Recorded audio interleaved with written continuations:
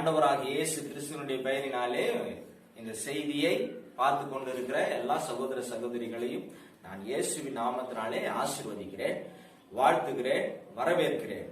விசேஷமாய் நாம் கடவுளுடைய வார்த்தையை தியானிப்பதற்கு முன்பாக கண்களை மூடி நாம் ஜெபிப்போம்.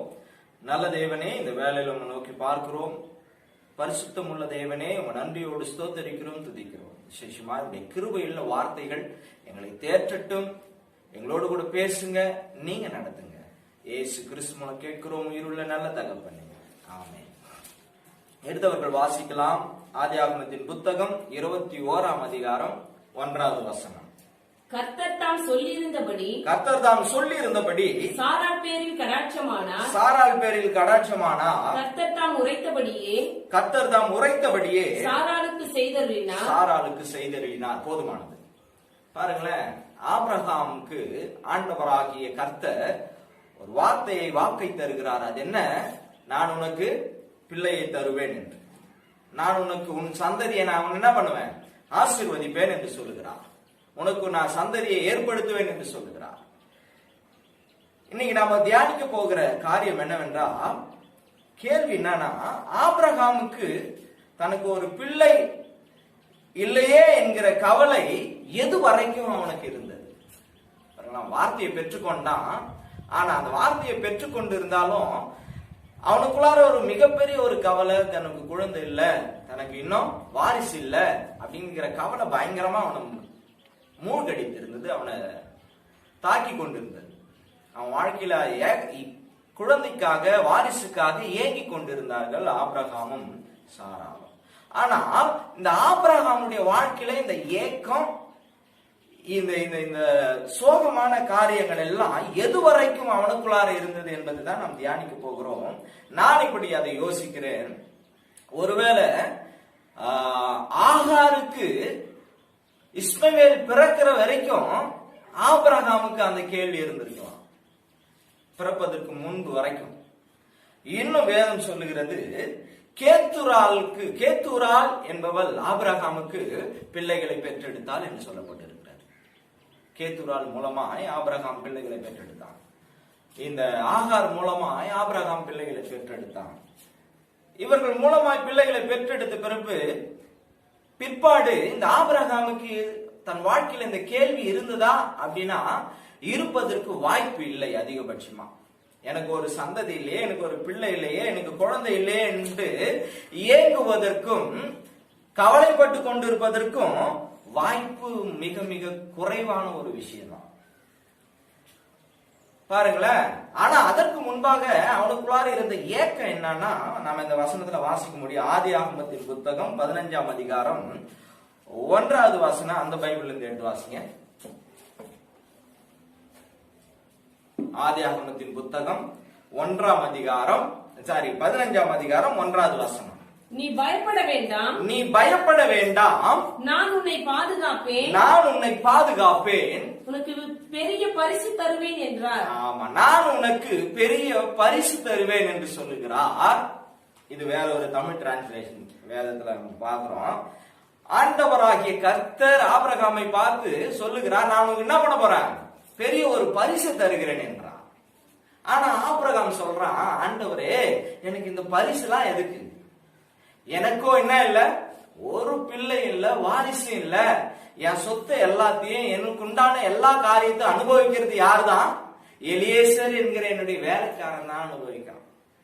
அவன் தான் இப்ப வாரிசா இருந்து எல்லாத்தையும் அனுபவிச்சுக்கிறான். ஆனா எனக்கு என்ன இல்ல, ஒரு குழந்தை இல்ல, வாரிசு இல்லைங்க.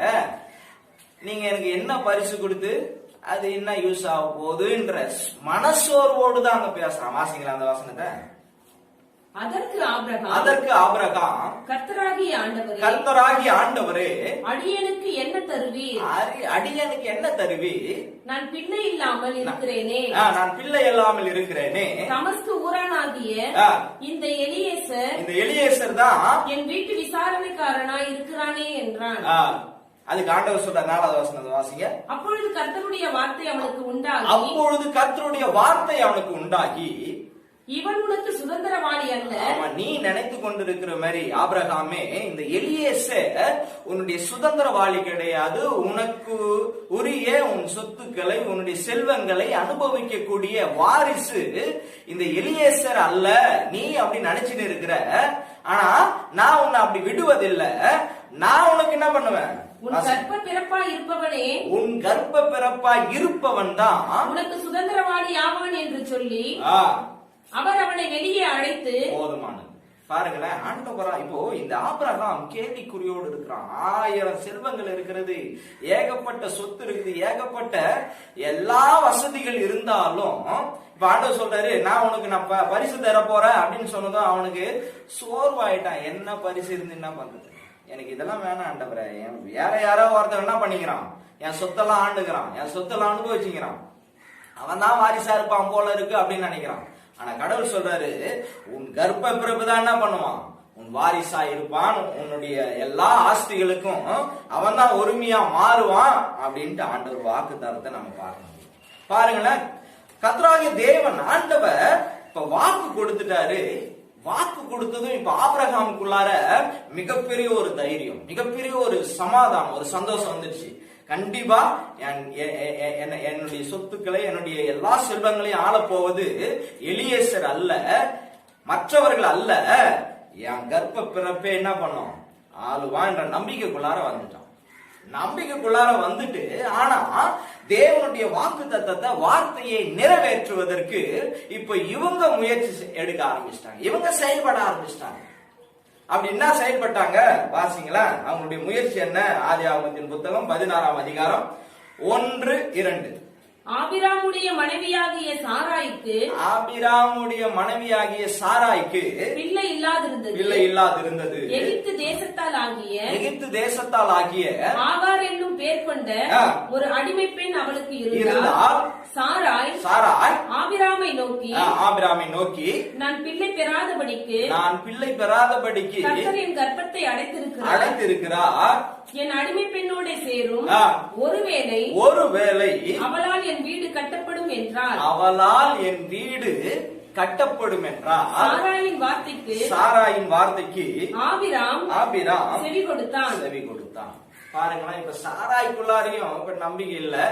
அடுத்ததுக்கு ஆனா கடவுள் வார்த்தை கொடுத்துட்டாரு, ஆனா நம்பிக்கை இழந்து போய் இப்ப என்ன சொல்றான்னா, அந்த வார்த்தையை நிறைவேற்றுவதற்கு வேறு ஒரு வழிகள் தேடுறா. அந்த வழிதான் ஆகார். கண்டிப்பா ஆகார் மூலமா என்ன பண்ணுவார் கடவுள்? ஒரு குழந்தையை தருவார். அந்த குழந்தையை தந்த பிறகு அதுதான் என் வாரிசா இருக்கும், என் குடும்பத்தை கட்டுற வாரிசா மாறும் அப்படின்னு ஒரு ஐடியா சொல்றா. அதை யார் ஏற்றுக்கொள்றதா? ஆபிரகாம் ஏற்றுக்கொள்கிறான். பாருங்களேன், ஆபிரகாமுடைய மனநிலை என்ன? இப்போ கண்டிப்பா கடவுள் சொல்லி இருக்கிறாரு, எனக்கு வாரிசு தருவாரு.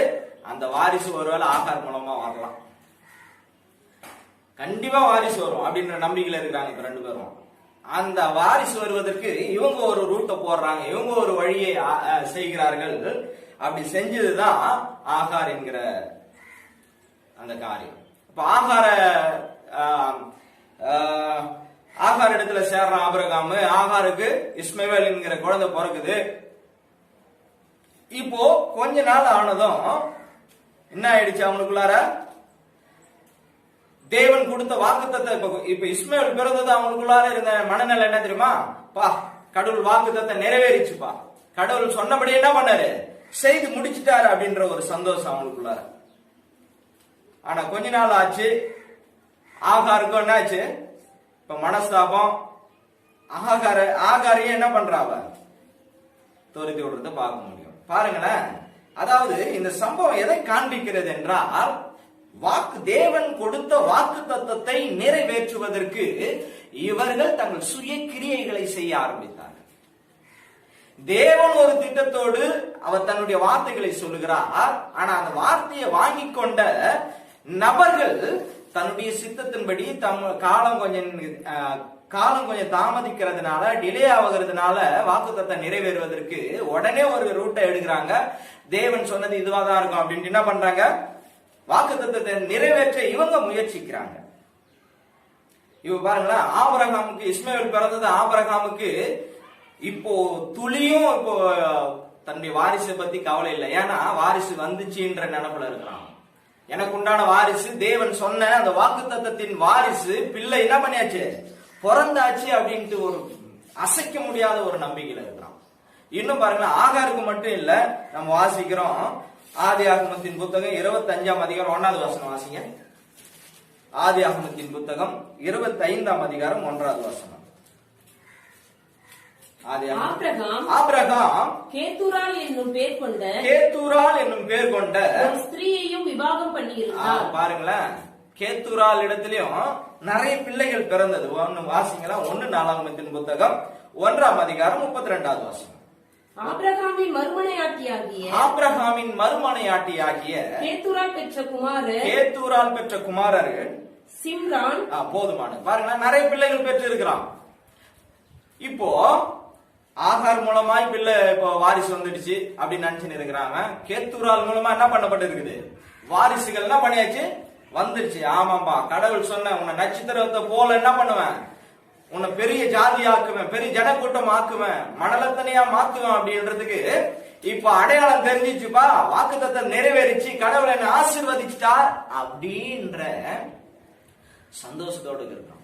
இந்த வாக்குத்தத்தத்தை நிறைவேற்றுவதற்கு இவங்க செய்தது என்ன, தன்னுடைய சுய முயற்சிகளை செய்தார்கள், சுய கிரியைகளை இவங்க என்ன பண்ணாங்கன்னா செய்தார்கள். செய்து வாக்குத்தத்தத்தை முடிச்சுட்ட, நிறைவேற்றிட்ட அப்படின்ற மிகப்பெரிய ஒரு சந்தோஷத்துல இருக்கிறாங்க. ஆனா இப்ப ஆண்டவர் வந்து சொல்றாரு, ஆண்டவர் என்ன சொல்றாருன்னா, வாசிங்களா,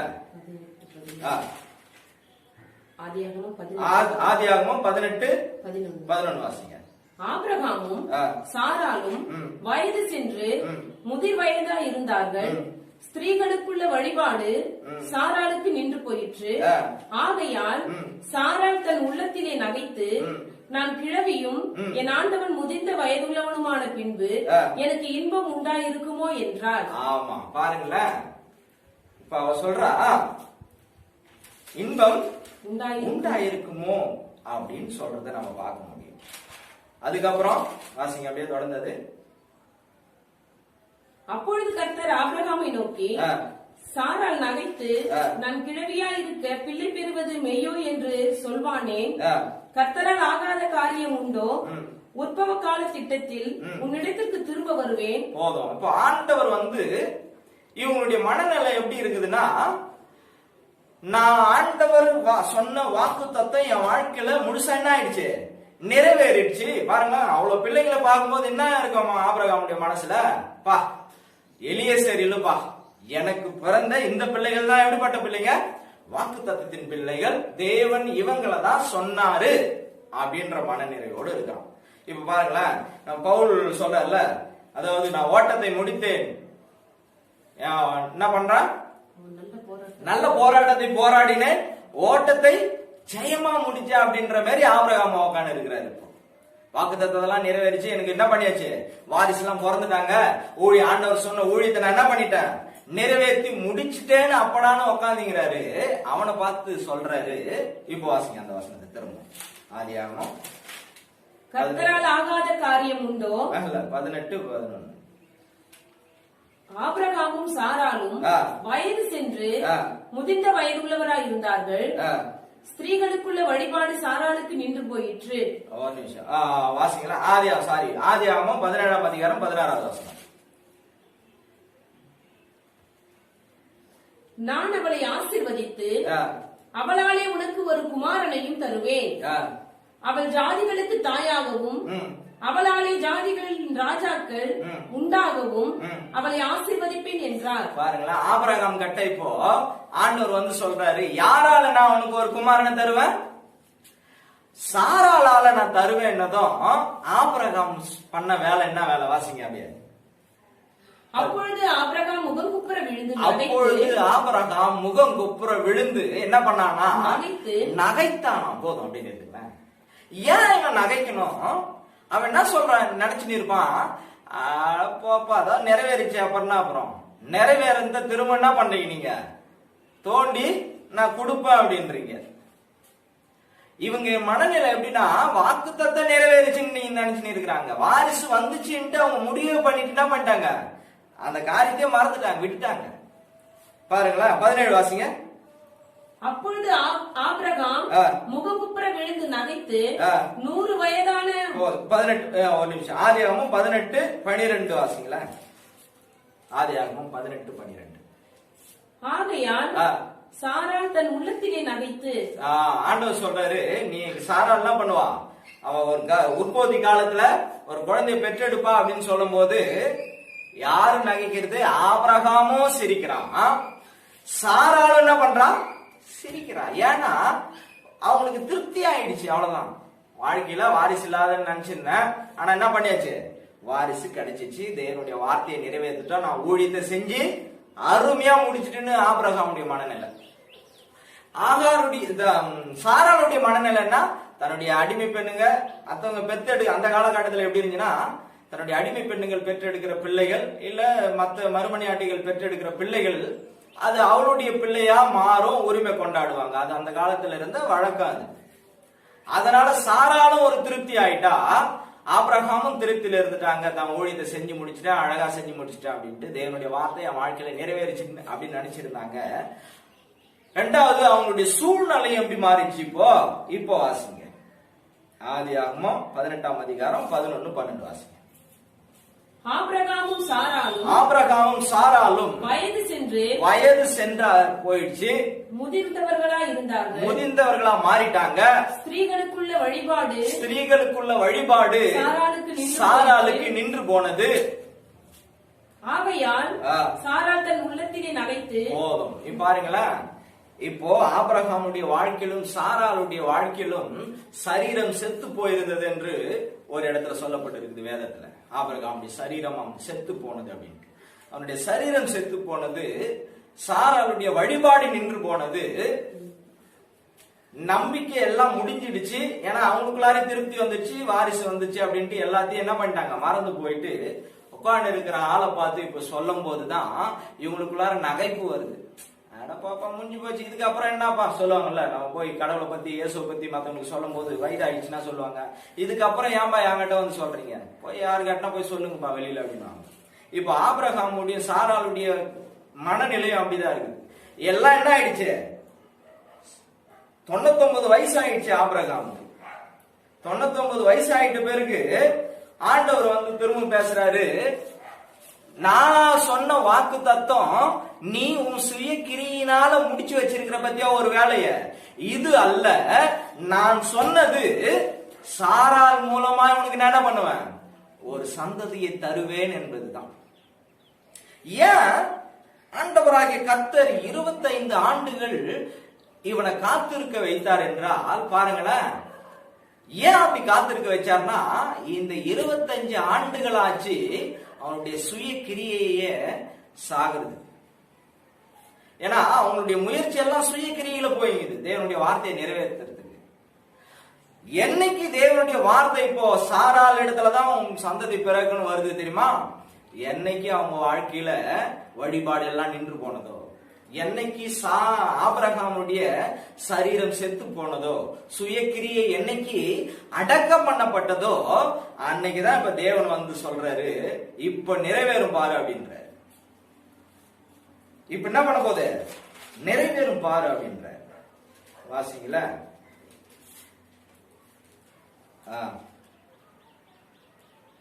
ஆதியாகமம் 17ஆம் அதிகாரம் 1-2 வாசிங்க. ஆபிராம் 99 வயதான போது கர்த்தர் ஆபிராமுக்கு தரிசனமாகி நான் சர்வ வல்லமை உள்ள தேவன், நீ எனக்கு முன்பாக நடந்து கொண்டு எப்படி இரு, உத்தமனாயிரு என்று சொல்லுகிறார். போதுமானது. பாருங்களேன், ஆண்டவர் சொல்லுகிறார், 75 வயதுல இந்த ஆபிரகாமை அழைத்து விட்டு அவனை நடத்தின்னு வராரு. அவன் இதுக்குள்ளார என்ன பண்றான், வாக்குத்தத்தத்தை பெற்றுக் கொண்டிருந்தாலும் தன்னுடைய சுய கிரியின் மூலமாய் வாக்குத்தத்தத்தை நிறைவேற்ற அவன் முயற்சித்து அவன் திருப்தி அடைந்து விட்டான். அதுல கடவுள் வார்த்தையை நிறைவேற்றிட்டார் அப்படின்ட்டு. ஆனா 24 ஆண்டுக்கு அப்புறம் ஆண்டவர் மறுபடியும் அவனோடு பேசுகிறார். என்னன்னு பேசுறாரு தெரியுமா, எப்ப பேசுறாரு தெரியுமா? திரும்பவும் அவனுடைய சுய காரியங்கள் எல்லாம் அடங்கி போன பிறகு, அவனுடைய சரீரம் எல்லாம் செத்து போன பிறகு, நம்பிக்கையே இல்லாதப்ப, இனி சுய கிரியை வெளிப்படுவதற்கு வழியே இல்லை அப்படின்னும் போதுதான் அவன் வாழ்க்கையில பேசுறாரு. பேசிட்டு என்ன சொல்றாரு? வாசிங்க. நான் சர்வ வல்லமை உள்ள தேவன், நான் சர்வ வல்லமை உள்ள தேவன், நீ எனக்கு முன்பாக நடந்து கொண்டு உத்தமனாயிரு என்றார். நான் உனக்கும் எனக்கும் நடுவாக. போதும். பாருங்களேன், கடவுளுங்க சொல்றாரு, நீ உத்தமனா எப்படி பண்ணு, நடந்து கொள்ளு அப்படின்றாரு. அப்படின்னா என்ன அர்த்தம்? இங்க ஆண்டவர் என்ன சொல்ல வருகிறா? தேவனுடைய வார்த்தைகள் நம்முடைய சுய கிரியைகளில் அல்ல. தேவனுடைய வார்த்தையின் நிறைவேறுதல் நம்முடைய சுய கிரியையினால நிறைவேறக்கூடாதுன்னு ஆண்டவர் சொல்றார். நம்முடைய சுய கிரியைகளுக்கும் தேவனுடைய வாக்கு தத்தங்களுக்கும் நிறைவேறுதல் ஏன்னா வாக்கு தத்தத்தை சொன்னவர் தான் நிறைவேற்றணுமே கண்டி நம்முடைய சுய கிரியினால நிறைவேற்றி முடிக்க முடியாது. வாய்ப்பே இல்லை. நாம நினைச்சுக்கலாம், அந்த ஆபிரகாம் போல சுய கிரியினால திருப்தி அடைஞ்சிட்டு இருக்கலாம். முடிஞ்சிடுச்சு, ஊழியத்தை முடிச்சிட்டோம், அழகா நேர்த்தியா செஞ்சு முடிச்சிட்டோம், வாரிசு எனக்கு வந்துடுச்சு, கடவுள். அவன் அப்படிதான் நினைச்சிருப்பான் ரெண்டு பேரும். ஆனா ஆண்டவர் சொல்றாரு, எனக்கு முன்பாக நீ எப்படி இரு, உத்தமனாய் நடந்து கொள்கின்றார். பாருங்களேன், சுய கிரியைகள் எல்லாம் உத்தமம் கிடையாது. எது உத்தமம்? தேவனுடைய வாக்கு தத்தம் வார்த்தைகள் அது அவர் நிறைவேற்றுவார் என்ற மனநிலையில இருப்பதுதான் உத்தமம். என்னுடைய சுய கிரியைகள் அல்ல, தேவனுடைய கிரியைகளினாலதான் என்ன ஆகும், எல்லாம் ஆகும் என்பதுதான் உத்தமமான காரியம். வாசிங்கள, இந்த ஆபிரகாம் ஆண்டவர் சொல்றாரு, என்னை எப்படி நீ நடந்துக்க, எனக்கு உத்தமனா நடந்துக்க அப்படின்னு சொன்னா, அடுத்தது ஆபிரகாம் 99 வயசுல இருந்து அவன் உத்தமமா நடக்க ஆரம்பிச்சிட்டான். என்ன உத்தமமா நடக்க ஆரம்பிச்சான்? தன்னுடைய சுய கிரியைகள் இருந்து அவன் அதாவது அந்த சுய கிரியை விட்டு தேவனுடைய வாக்கு தத்தத்துல நிக்க ஆரம்பிச்சிட்டான். சுய கிரியைகள் கிடையாது, நான் செஞ்ச கிரிகள் அல்ல, என் தேவனுடைய கிரிகள் என்பதை விசுவாசிக்க ஆரம்பிச்சிட்டான். இப்போ அவங்க வாசிங்கள, ஆதியாகமம் 25ஆம் அதிகாரம் 6வது வசனம். ஆபிரகாமுக்கு இருந்த மறுமனையாட்டிகளின் பிள்ளைகளுக்கோ ஆபிரகாம் நன்கொடைகளை கொடுத்து தன் உயிரோடு இருக்கும் போதே அவர்களை தன் குமாரனாகிய ஈசாக்கை விட்டு கிழக்கே போக கீழ் தேசங்களுக்கு அனுப்பிவிட்டான். பாருங்களேன், இதுக்கு முன்னாடி ஆகார அவன் என்ன பண்றான், எல்லாத்தையும் கொடுத்து அனுப்பி வச்சிடறான். இங்க பாக்குறோம், தன்னுடைய மறுமனையாட்டிகளுக்கு பிறந்த பிள்ளைகளையும் மறுமனையாட்டிகளையும் அவங்களுக்கு சேர வேண்டிய வெகுமதிகளை கொடுத்து என்ன பண்ணிடுறான், ஈசாக்கை விட்டே அனுப்பி வச்சிடறான். அது இதை எதை குறிக்கிறது என்றால், சுய கிரியைகளை ஒதுக்கி வைக்கிறத குறிக்கிறது. தேவனுடைய கிரியைகளுக்கு முன்னாடி என் சுய கிரியெல்லாம் ஒன்னே இல்லை என்றதை ஆபிரகாம் இங்க நிரூபிக்கிறத பாருங்க. இதுதான் உத்தமமாய் நடப்பது. ஆபிரகாம் அப்போ அழைக்கப்பட்டது உத்தமமா நடக்கலையா அப்படின்னா இல்ல. ஆண்டவர் அப்பதான் சொல்றாரு, எனக்கு முன்னாடி நீ எப்படி நடந்துக்கணும், உத்தமமா நடக்கணும்னு ஆண்டவர் தான் சொல்றாரு. அப்படின்னா என்ன அர்த்தம்? இன்னும் நடக்கல, இனி நீ நடக்க போறதுதான் உத்தமமான நடன்னு சொல்லுவாரு. இனி நீ வாழ போறதுதான் உத்தமமான வாழ்க்கைன்னு ஆண்டவர் சொல்றாரு. அங்கதான் ஆண்டவருக்கு ஆபிராம் அப்படின்ட்டு இந்த பேரை ஆபிரகாம்னு மாத்திரத்தை நம்ம பார்க்க முடியும். பாருங்களேன், அப்போ உத்தமமான தேவனுக்கு முன்பாக உத்தமமாய் நடப்பது என்பது எது தெரியுமா? தன்னுடைய சுய கிரியைகளை விட்டு விட்டு தேவனுடைய கிரியைகளை நம்புவதுதான் உத்தமம். இங்க ஆபிரகாமுடைய வாழ்க்கையின் மூலமா ஆண்டவர் அதை தான் வெளிப்படுத்தி காண்பிக்கிறார் நமக்கு. ஆபிரகாமும் ஈசாக்கை விட்டு என்ன பண்றான், வாக்கு தத்தத்தின் பிள்ளையை விட்டு தன்னுடைய மறுமனையாட்டியினுடைய பிள்ளைகளை என்ன பண்றான்னா வெகுமதிகளை கொடுத்து அனுப்பி விட்டார். பாருங்களேன், சுய கிரியைகளை நம்பி போகிற, சுய கிரியைகளை நம்பி காரியங்களை செய்கிற ஆட்களுக்கு தேவனிடத்திலிருந்து வெகுமதிகள் எல்லாம் கிடைக்கதான் செய்யும், ஆசீர்வாதங்கள்லாம் கிடைக்கதான் செய்யும். ஆனா சுய கிரியைகளை செய்கிறவர்கள் அல்ல தேவனுடைய வாக்கு தத்தம். சுய கிரியைகளை செய்கிறவர்கள் தேவனுக்கு விரோதமான பகை என்று சொல்லப்பட்டிருக்கிறது. அப்போ இங்க என்ன சொல்ல வர்றாருன்னா, தேவனுடைய கிரியை தான், அந்த கிரியை நம்புவதுதான் உத்தமம். இங்க ஆண்டவராகிய இயேசு கிறிஸ்து சிலுவையில உனக்காக எனக்காக அவர் செய்து முடித்த அந்த செயல் தான், அந்த கிரியை தான், அந்த கிரியையை நாம் நம்புவதுதான் உத்தமமான காரியம். நம்ம கலாத்தியர் புத்தகத்துல வாசிக்கிறோம். கலாத்தியர் 3ஆம் அதிகாரம் 8வது வசனம் வாசிங்களா. கலாத்தியர் 3:8. மேலும் தேவன் விசுவாசத்தினாலே புறஜாதிகளை நீதிமான் ஆக்குகிறார் என்று வேதம் உண்டாக கண்டு உனக்குள் சகல ஜாதிகளும் ஆசீர்வதிக்கப்படும் என்று ஆபிரகாமுக்கு சுவிசேஷமாய் முன்னறிவித்தது. பாருங்களேன், ஆபிரகாமுக்கு சுவிசேஷம் அறிவிக்கப்பட்டதுங்க. அவனுடைய வாழ்க்கையில சுவிசேஷத்தை ஆண்டவர் வெளிப்படுத்துகிறார். அது என்ன சுவிசேஷம்? மனிதர்கள் ரட்சிக்கப்படுவதற்கு, புறஜாதி ஜனங்கள், எல்லா ஜனங்களும் ரட்சிக்கப்படுவதற்கு சுய கிரியை ஒருபோதும் உதவாது, அது தேவன் செய்த கிரியை தான் உதவும் என்கிற சுவிசேஷத்தை ஆபிரகாமுடைய வாழ்க்கையில ஆண்டவர் வைத்திருந்தார். இந்த சம்பவத்துல நம்ம அதை தான் பார்க்கிறோம்.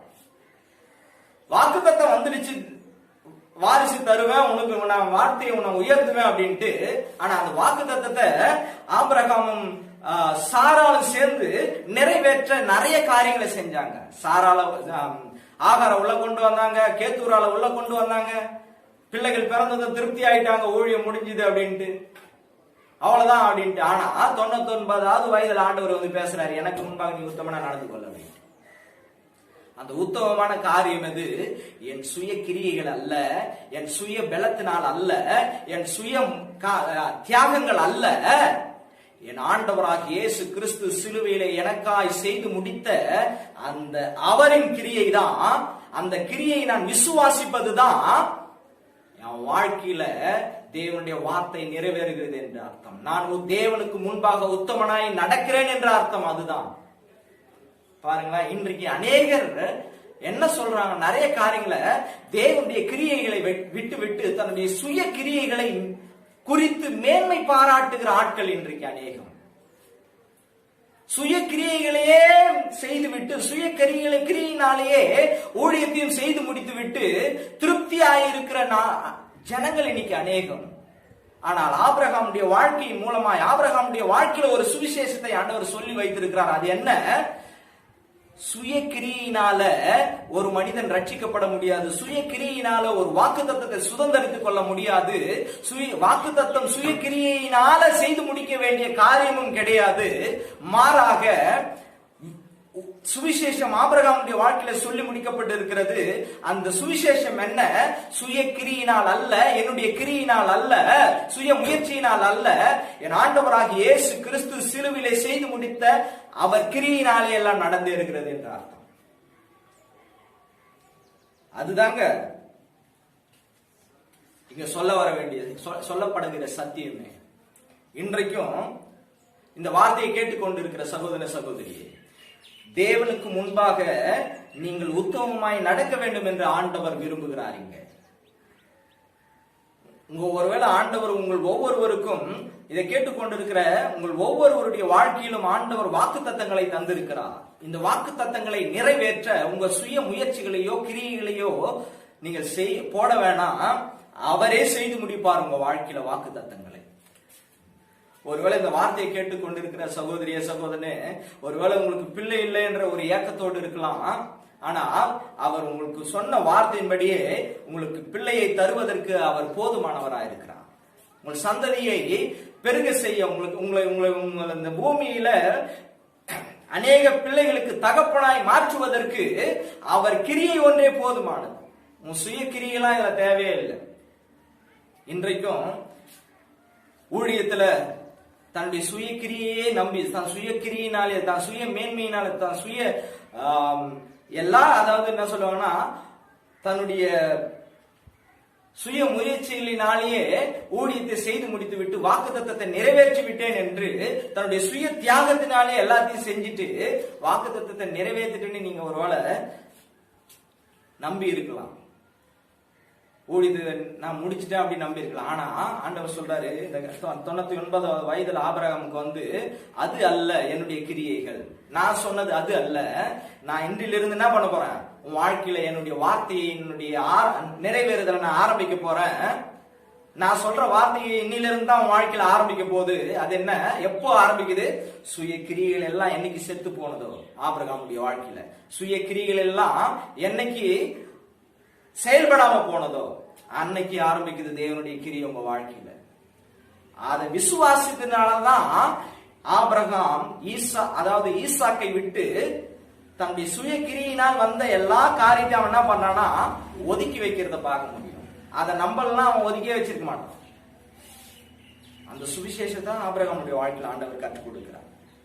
இன்றைக்கு இருக்கிற நாம இன்னைக்கு இந்த வார்த்தை கேட்டு நம்முடைய வாழ்க்கையில இன்னைக்கு தேவையான ஒன்று, சுய கிரிகளை விட்டு, சுய நீதிகளை விட்டு ஆண்டவராகிய இயேசு கிறிஸ்து சிலுவையிலே செய்து முடித்த அவருடைய கிரியையும் அவருடைய நீதியையும் நம்புகிற பொழுதுதான் நாம் உத்தமர்களாய் நடக்கிறோம் என்று கடவுளுடைய பார்வையில் இருக்கிறது.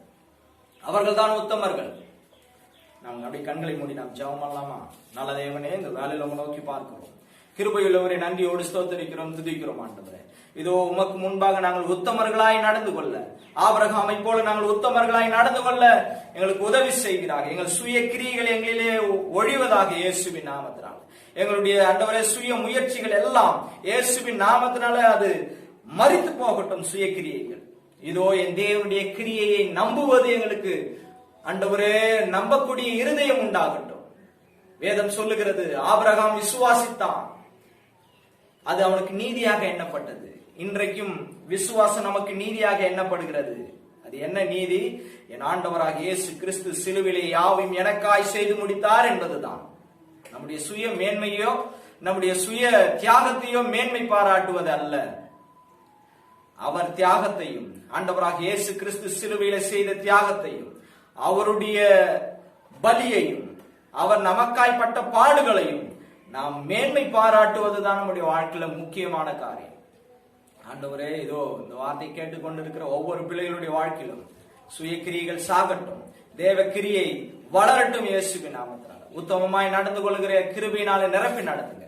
இயேசுவின் நாமத்தில் பிதாவே, ஆமென், ஆமென்.